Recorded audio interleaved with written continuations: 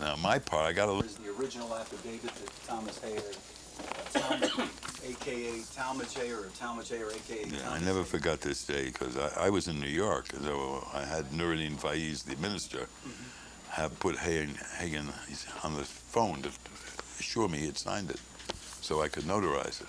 You can do it both ways, either see them do it or they can acknowledge to you they did it. So he acknowledged and then they brought it down and then I signed it. But you know, they wanted me to represent Hagen in the first place. His family came to me and I turned it down because of the relationship with Malcolm. And Captain Joseph just died, but he was an implacable, did you film him at all? Implacable foe. There is one interview that we'd have to go and purchase to get him, but I know that... He's implacable. He hated Malcolm. I know, and he hated him to his dying day, apparently. And he was Malcolm's bodyguard for many years.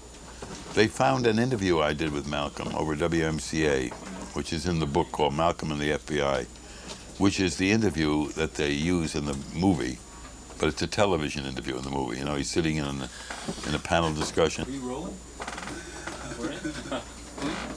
Why 15X? Why did they take a number, some of them, before they... Because they had, I don't know why, they had 3 X's and 4 X's. Mr. Kuntsler, we ready? Yep. Okay. Oh, hold on. Busy. Okay, we'll do it later. If I don't forget. Put it here.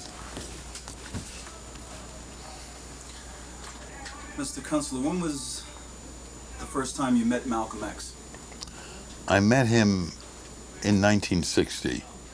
I had a radio program in the city, I believe over WMCA, called Pro and Con. And I had Malcolm on as a guest on a number of occasions. He would debate people. I had him debate psychiatrists. I had him debate head of the NAACP, and so on.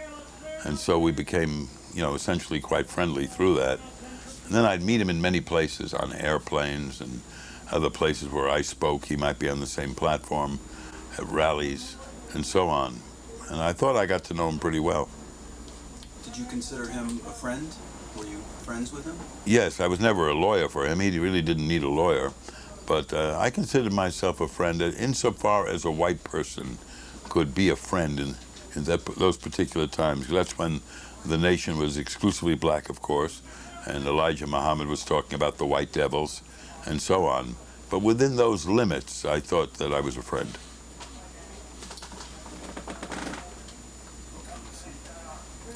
He's going to yell here in a second.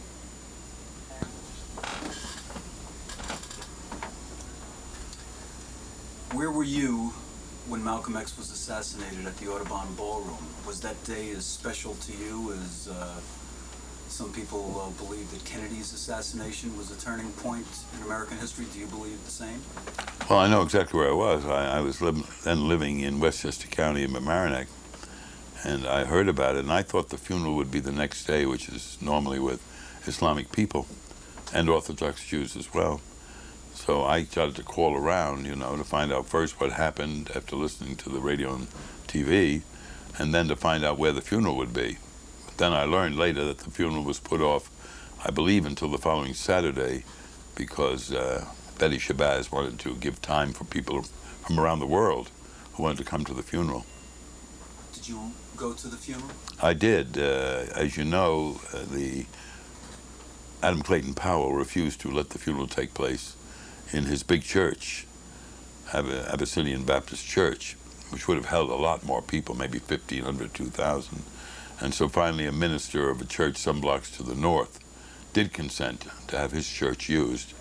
Adam's excuse was, and remember Adam was also a client of mine, Adam's excuse was that there would be trouble. There might be shooting or some sort of a confrontation. But I thought he should have done it. But in the end, it was a small church, which only seated 400 or 500, as I remember. And I got there very early. It was on a very cold day in February. And I got in, and it was a very inspiring thing to get into because we had this wonderful thing when Ossie Davis gave this marvelous funeral oration where he referred to Malcolm as our black shining prince. something I never really forgot. Did you go to the cemetery service? No, I did not. My parents are buried in that same cemetery, but I did not go to the cemetery. When were you first contacted by the Nation of Islam or by Thomas Hayer or whoever to represent them at their trial in 1966? Thomas Hayer's people came over from Paterson, New Jersey, and asked me to represent him in his trial. I turned it down because, one, I had this relationship with Malcolm, and two, I was convinced that he was guilty. Of course, he was there. He was shot on the scene and apprehended on the scene, and I just couldn't bring myself to represent him. I would give it second thoughts now because it might have been a way to expose the FBI's role in this case, which was not done at the criminal trial. How did you come to take on the case of Norman Butler and Thomas Johnson? It all stems from the Attica Rebellion in September of 1971. At that time, Thomas Hayer was then an inmate at Attica, and he was sort of the head of the Muslim guard that guarded the prisoners, the hostages taken in the rebellion. You know, there were some 50 hostages taken by the rebellious inmates. And I got to talk to him a little up there, and I had known that at the trial he had said, as he took the stand, and first said he had nothing to do with it, then came back to the stand and testified for the other brothers, saying that yes, he was there and he was part of the assassination crew, but that these two brothers were not. And then he was asked by the district attorney on cross-examination to give up the names of the four brothers he said were with him, and he refused to do that. He was between a rock and a hard place because he didn't want to be an informer on one hand, and yet he wanted to tell the truth on the other. So the names never came out, and during summation, the district attorney, who's just recently died, Vincent Dermody, took the position in front of the jury that Hayer was lying, that he was so clearly guilty that he could not avoid being convicted, but he was trying to save his two Confederates by giving this cock and bull story that four other people and himself were the real murderers. And then I brought that up at Attica when I spoke to him. I said, how about getting those names? We can do something. We can get two innocent brothers maybe out of jail by a court proceeding. And first he wouldn't do it at all. This is in 1971. And the years rolled by after that. I had no contact with him. And then I met a Muslim chaplain in the prison system by the name of Nuruddin Faiz. And Nuruddin, when he heard the story from me, said maybe I'll go up and talk to him. I see him pretty regularly as the Muslim chaplain. And when I visited him, he was then at Nappaneck Correctional Facility. Do you want to stop for a moment or what? That's... We can go that one, brother. That's not your brother? You are right about Christ. You are right. He's a bad guy. Okay. Now we're clear. Okay. How did you come to know and take on the case of Norman Butler and Thomas Johnson? Well, as I said, you know, the imam went up to Nappaneck and got Hager to agree to meet with me about the situation. So I went up and met with him. He still wouldn't give me the names, but he reiterated what had happened. And then I contacted the Nation of Islam, I think, if I remember back that far. And I spoke, I believe, to Wallace Muhammad, one of Elijah's sons, and I told him what we were developing here. And I asked, is it okay to go ahead with it? And I thought maybe they would say, don't do it, which would sort of indicate that maybe the nation was involved in some way, or Elijah Muhammad was involved in some way in the killing. But if it isn't one thing, it's another. That's Okay. You were saying about contacting Wallace Muhammad. Yes, I contacted Wallace Muhammad, and I told him what we had discovered in our talks with Hagen and what he was willing to say and so on. And I said we ought to do something legally. We got two men in jail who are doing 25 years to life and who may well not be guilty of the crime of assassinating Malcolm. He said, go ahead, and even sent me a small check to cover expenses. And so finally, after a lot of persuasion, I got Hagen to finally give the names and all the details about them, descriptions, where they lived, and so on. And that, with that, and what I knew about how the killing took place, I put it all together in a petition in the Supreme Court of New York, where they had been convicted, and tried to obtain the release of the two men, Norman Butler, then I'll use their slave names, and Thomas Johnson, and tried to get their release. But we failed all the way up because no one wanted to open the case. Betty SHABAZZ, Malcolm's widow, was against it. The powers that be were against it. So I tried the state courts, I tried the federal courts, all for naught. But the good thing about it was I think that both men, Johnson and Butler, were released ahead of their minimum time, and both are out today. And even Thomas Hagen is in a sort of a half-in, half-out situation because he's on work release. His last application for parole was denied. He should have gotten it. He was, I think, partially instrumental in saving the lives of the hostages at Attica. So, but we failed, unfortunately. What kind of men are Norman Butler and Thomas Johnson? I know very little about them except that they were both married men and both had excellent alibis, not only alibis from their family, but alibis from people who called in at the time Malcolm was murdered or who were visiting at the time Malcolm was murdered, and both men were home. Butler had been to a hospital earlier that day, had a very bad leg condition, could hardly walk, and was back home at the time Malcolm was murdered. And Johnson, I don't think had ever left his home. He was still in pajamas when Malcolm was murdered. But the point was there were some ID witnesses who in that hectic moment there said they could identify them as being in the room and firing at Malcolm. But eyewitness testimony is terribly unreliable, probably the most unreliable of all, particularly when you have a hectic situation of Malcolm being shot and Hagen running down and someone shooting Hagen and so on. The worst thing is because that damn window we can't close there now, because the conditioner was taken out yesterday. The gods were militating against you. I suppose so. Probably an FBI conspiracy against us. Okay. Give it a try.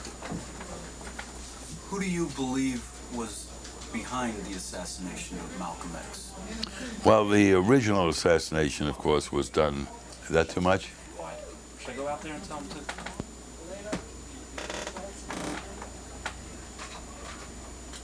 Right. Who do you believe was responsible for the assassination of Malcolm X and why? The FBI, no question about it. Not that they instigated it or ordered anyone to do it, but they set up these hostilities between Malcolm and Elijah, as they did with many groups, by use of phony letters, which would send one to the other, saying the other fellow hates you. They're anonymous letters, all sorts of things to provoke and stimulate murder. And in fact, it worked so successfully in California that an organization called US was responsible for killing a lot of Black Panthers out there because of this generation of this enormous hostility.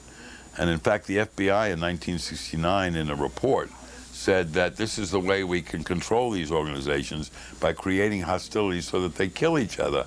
And then they cited as an example the Malcolm X murder. I mean, how do you FBI? Yeah. That was the stuff. Gotta wait for Charles to go out there. Keep them quiet. Is that the car? It's a helicopter. Now we're being invaded by the Marines. Was that a helicopter? Sounds like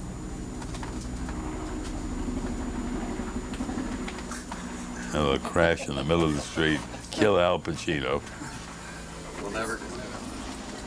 The FAA will be here with bullhorns investigating the crash, and we'll never get the interview done. Mr. Kuntsler, who do you believe was behind the assassination of Malcolm X and why? There's not the slightest doubt in my mind that the FBI generated the murder of Malcolm X, just as they generated the murder of Martin King a few years later. And the thing was that they had a policy of creating dissension between rival groups, in this case the Nation of Islam and Malcolm.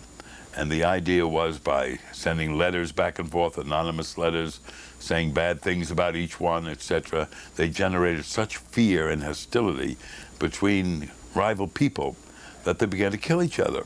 And in Los Angeles, this culminated in the murder of a number of Panthers by a rival group called Us, because both were stimulated to try to kill each other. And in fact, some years after Malcolm's death, about 6 years later, the Bureau admitted that this policy had been very successful and pointed to the murder of Malcolm X as one of the high moments of the workability of such a policy. Did that work with the, even with that thing going off, the last part? Okay. In fact, I think about 4 or 5 years after Malcolm's death, the FBI in a report took credit for the assassination by saying we've had a very successful policy of setting one group against another and having dissension sort of nullify each one. Oh, shit. What the hell they do out there? All right. The FBI taking credit for dissension. Yeah, in fact, about 4 years after Malcolm's death, the FBI in a report took credit for Malcolm's death, saying we've had this policy of setting one group against another so that they... What's the matter? I know that that's bleeding in. FBI taking responsibility. In fact, about 3 or 4 years after Malcolm's death, the FBI issued a report in which they said we've been very successful with our policy of setting one group against the other and nullifying each one of the groups by having them either kill each other or alienating each other to such a degree that neither one can operate. And they pointed to their most successful application of this technique in the murder, they said, of Malcolm X Little.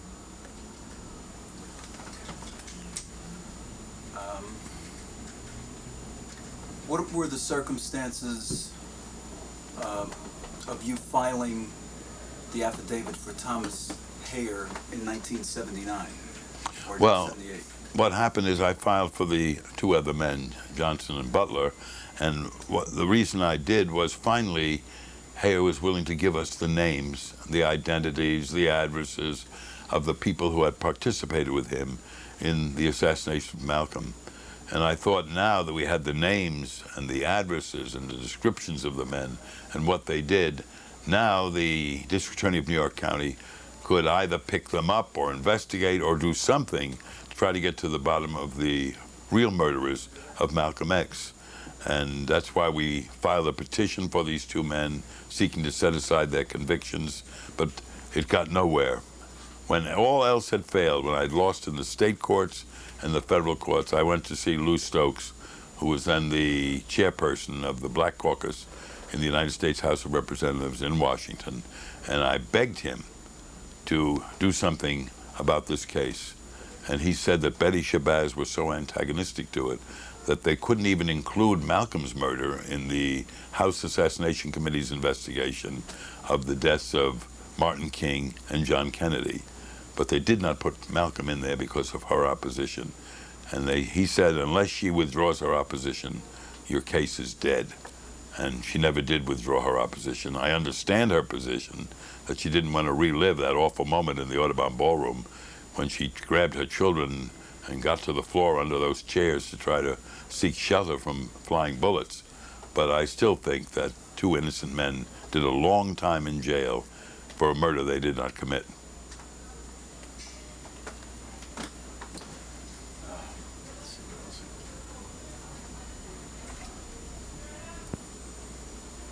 Mr. Kuntsler, do you have the list and the affidavit that Thomas Hayer wrote in his own hand?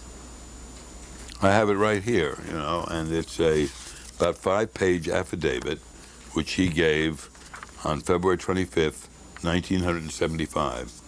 I was not present at the prison when he did this. Nuruddin Faiz was there, and so Nuruddin witnessed it after Thomas signed it. But Thomas drew it in his own handwriting and described exactly how the murder took place, how they cased the Audubon Ballroom the night before. There was a dance in progress, and they mingled with the dancers, and then they came the next day in a Cadillac owned by one of them, parked it facing the George Washington Bridge. 3 sat in the front row, and 2 in the back. And the signal was, as soon as Malcolm came and gave the salams, they would then have some sort of a diversion in the back of the room. A smoke bomb would be thrown, and one of the men was supposed to yell, "Nigger, get your hand out of my pocket." And while everybody was looking back in the rear rows, then 3 men in the front, including Hagen, would jump up and fire into Malcolm's body. Malcolm was standing behind a lectern, and I've seen that lectern, and it's riddled with all sorts of shotgun slugs and 45s and so on. And the moment the diversion went off in the back of the room, moments after Malcolm approached the lectern, then and there did the assassination take place. Malcolm fell back on his back. He was out of it before he hit the floor. And as you know, Gene Roberts, a detective assigned undercover to be one of Malcolm's guards by the New York City Police Department, tried to give him mouth-to-mouth resuscitation, but it was clear he was dead. He was taken to Columbia Presbyterian Hospital and pronounced dead there. Meanwhile, all of the assassins, as the plan dictated, ran up the center aisle to run out of the building. And unfortunately for Hagen, he was shot by one of Malcolm's bodyguards in the leg, and he managed to collapse out on the sidewalk. The crowd was on him, was going to kill him, I'm pretty sure, when a police car very fortuitously drove by with 2 officers in it, and they picked him up and took him finally to a hospital way north in Manhattan of the Columbia Presbyterian Hospital, where Malcolm had been taken, where he was treated with his leg and then charged with murder in the 2nd degree. Now, the other 2 were not arrested for some time in the future, and they were arrested solely on IDs, which I've indicated are highly speculative IDs. They had excellent alibis, almost insurmountable alibis, but the jury made up its mind and convicted them on the strength of those IDs. And the unfortunate thing was that Benjamin Goodman, who was the warm-up man for Malcolm, and who had been in the Fruit of Islam, which was the strong-arm branch of the Organization of Afro-American Unity, and also of the Nation of Islam, that Benjamin Goodman gave this long warm-up so he could watch the audience and see if any other Fruit of Islam people were there. And if they were there, identify them by a signal so they would be watched by other people in the audience, guards, and they couldn't ever get to the point of pulling a weapon because no one was being searched at the door under Malcolm's orders. And Benjamin Goodman told me he was never called to testify by the district attorney's office, even though he told them that he could not have identified Butler or Johnson in the audience. And I know now, from what I've been told, that Roberts also could not identify these men as being in the room. So there were people who were there who were looking straight out at the audience who could not identify either Butler or Johnson. And since Goodman was in the Fruit of Islam, and so were Butler and so was Johnson, he could have easily identified them if they were there. He said they weren't there.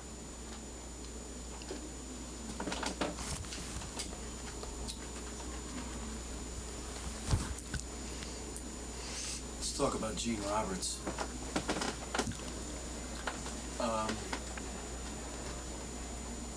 What are your feelings, or do you have any feelings about Gene Roberts and his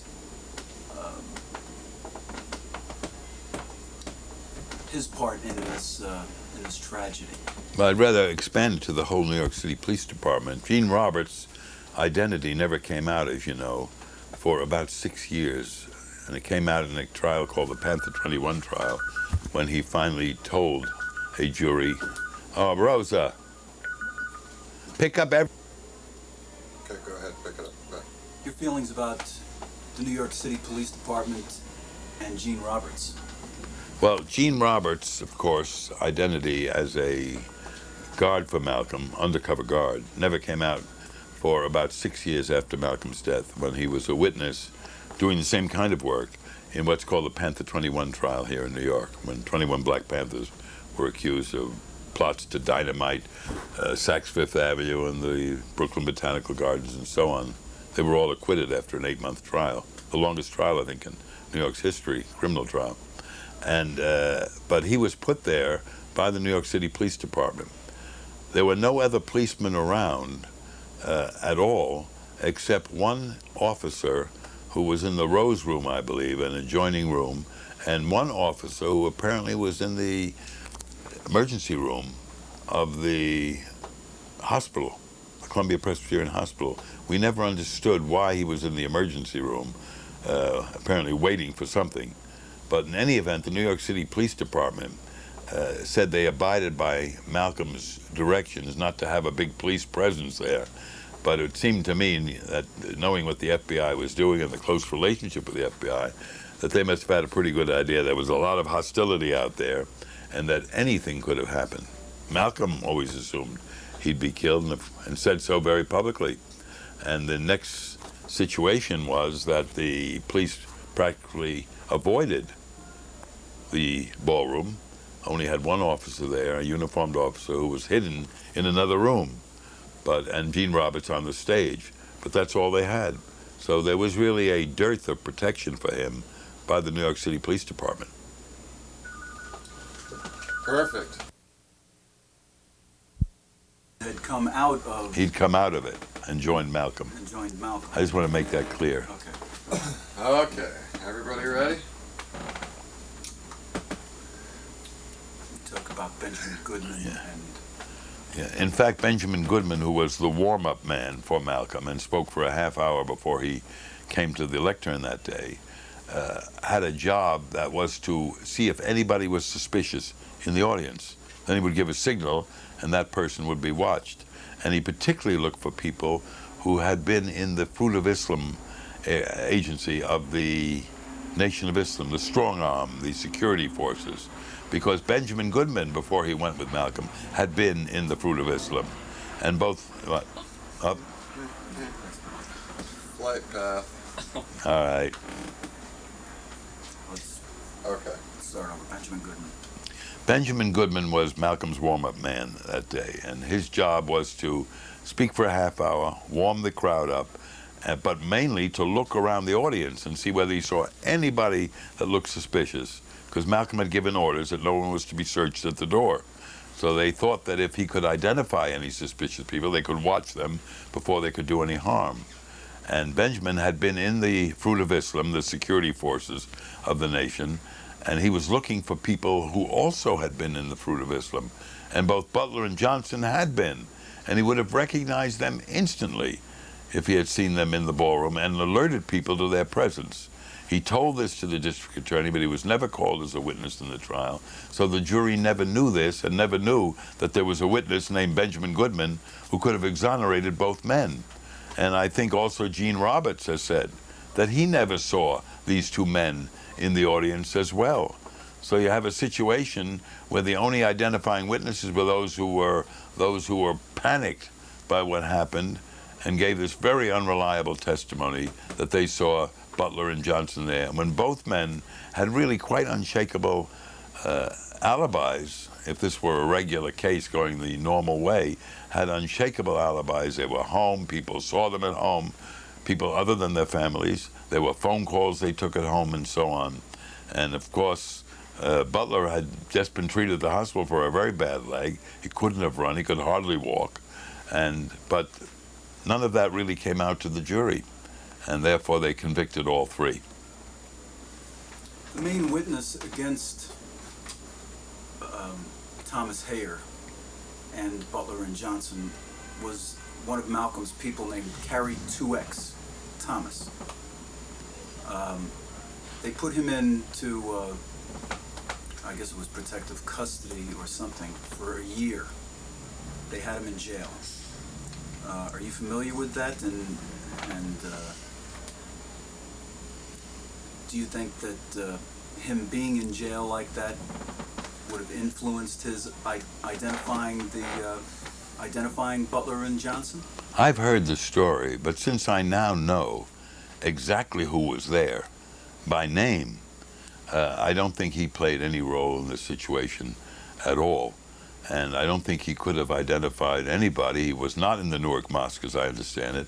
And everybody in the group of assassins came from the Newark Mosque. They all were Jersey people. And of course, someone like Benjamin Goodman would never even know them. That's why they got away with it, because they were people nobody knew. If these had been people from the Fruit of Islam in New York, everybody would have known them. But they were not, and that's the reason they could get in there and get out, and they all would have gotten away in the Cadillac and over the George Washington Bridge back to Jersey had it not been for Hayers being shot in the leg and not being able to run and collapsing outside the ballroom and being arrested. So I discount anything about anybody else. I now know and I believe, as Spike Lee did in doing the Malcolm X film, I believe that the persons Hayes has identified are the true murderers of Malcolm X. Do you believe that there was someone close to Elijah or Elijah himself who was either the moral force behind this murder or actually set it up with the Newark Mosque? I don't think Elijah had anything to do with it whatsoever. Everybody was watching him. If Malcolm was killed, he'd be an instant suspect. You can't keep these things quiet. Someone would always talk. And Hayes himself says that all of his incentive came from two men who stopped him on the street one day. They were driving by in a car, two of the actual assassins, who said that we're all upset that Malcolm has defamed Elijah Muhammad by saying publicly that he had illegitimate children, fathered with women who were not his wife and who were part of the Nation of Islam in Chicago. And I think that the strength of that accusation, which even made Malcolm say that I'm a dead man now, after he had made that public accusation, the strength of that charge infuriated people who regarded Elijah as nearly God, and therefore would be absolutely aghast that he could be accused of adultery and fathering illegitimate children. And Hayes says that's what motivated him, and he has said nothing about the nation instigating him. And as I told you, the nation was responsible for really getting me into it and getting me to push the thing along. So I don't think they really had anything to fear, because if they had been involved, it might well have come out if I was successful in opening up the case again.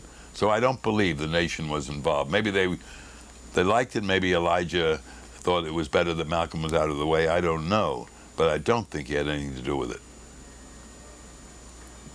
There are some theorists in this assassination, about this assassination. There's some theories that the climate that was created by articles written by Louis Farrakhan in Muhammad Speaks inspired whatever entity did do in Malcolm.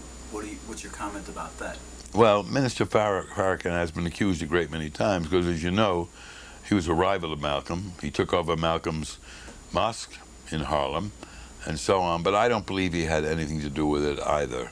I don't know what the private thoughts of Elijah or Louis Farrakhan were about Malcolm's assassination, but I do know that all the evidence that I've seen points to the people operating from Jersey, inspired by their hatred of Malcolm for the charges against Elijah Muhammad, and finally working up enough courage to go ahead and do it. They first planned to do it out at Malcolm's house, but when they cased the house, they found it was too well guarded for them to really get away with it there.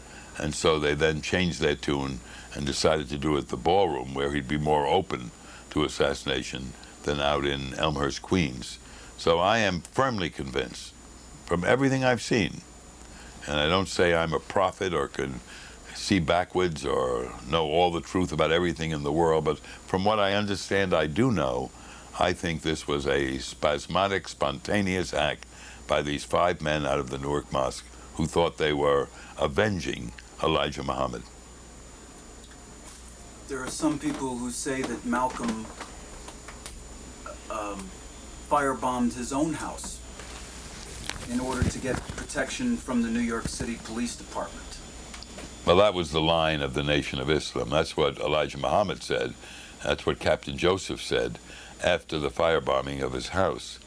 But I can hardly believe it, because that he would jeopardize his children, that he would do this kind of a thing. There were many other ways he could get protection. All he had to do was ask them. He had told the New York City Police Department to stay away. That's why, as I've said, there was so little police presence at the ballroom on the day he was murdered. So I think that was just a canard foisted by the nation at that time to try to say, well, Malcolm burned his own house. We didn't have anything to do with it. He did it to curry favor or sympathy or get more police attention or whatever. But I do know that bombing occurred right after I had a conversation with Malcolm at one of the airports. I think it was LaGuardia or Newark, but I'm not sure. But I ran into Malcolm as he was coming from somewhere, I believe on the Friday or Saturday before his house was bombed, which was just a week before the assassination. And he said to me that he had had a telephone conversation with Martin King, and that they had decided to meet at some time in the future and try to work out something where they would work together, that Malcolm would have the North and Martin would have the South in some way, that the Organization of Afro-American Unity would take care of the big cities of the North, where Martin had been spectacularly unsuccessful, and Martin would have the states of the South, where he'd been spectacularly successful. And I thought that might have, I'm sure that conversation was tapped by the Bureau, and I thought that might have played some role in the firebombing a day later of his house, and ultimately in the assassination, although I've never been able to hinge them together. So, who do you believe firebombed Malcolm's house if it wasn't Thomas Heyer and his crew from Newark? It could have been anybody. It could have been people from the nation, of course, that hated Malcolm. Remember, there'd been a long eviction procedure with that house. That house was a house owned by the Nation of Islam, and they had given it to Malcolm to live when he was a minister in the nation. And there'd been court battles going on to try to get that house away from him, an eviction battle. And I thought that possibly could have been people from the nation, though I'll never know, or individuals who knew that the nation was trying to get Malcolm out of the house. I thought the firebombing was related to the eviction proceeding that was going on. And you can just take it. Sure. If Malcolm had lived, I don't really know what would have happened in the United States, because that takes a lot of prophetic vision, which I don't have. But had he lived, I think he would have been a great role model for hundreds and thousands of black kids who didn't really cotton to the Martin King philosophy of turn the other cheek, nonviolence, but who were big city kids in the metropolitan areas of the North, in these terrible sprawling ghettos of Chicago and Pittsburgh and Philadelphia, New York, Boston, and so on. And that Malcolm, I didn't want him to mellow. I thought, if anything, I wanted him to be harder, because I think Malcolm gave something to particularly young blacks that Martin King could never give. Martin King was middle class. He didn't come from the streets. He was a preacher in an established Christian religion which was shared by whites. And turn the other cheek, be kind to you and to your persecutor and all. That might have been fine for the rural South, but I don't think it really made a big difference to kids in the North. And I think the proof of the pudding is that in the North, in these metropolitan areas, it's Malcolm who's much more identifiable than Martin King in so many different ways. And even before the movie came out, kids would more think of Malcolm than they would of Martin, because he had a tough line. And he said, they're out to kill us, we have to defend ourselves. The Panthers did the same thing to a degree after Malcolm was assassinated, because their slogan was the Black Panther Party for self-defense. Martin King would never say a thing like that. He'd say, turn the other cheek. But the Panthers, and I think Malcolm would say, you got to defend yourself. You can't turn the other cheek. If you turn the other cheek, they're going to kill you. He took the hard line. And I always thought the hard line was the real line to take, that the white dominant community was never going to move unless it was frightened. And it would never be frightened about Martin King, because he sort of echoed biblical phrases and white blacks working together and we shall overcome, all of which I respected and shared for a long period of my life.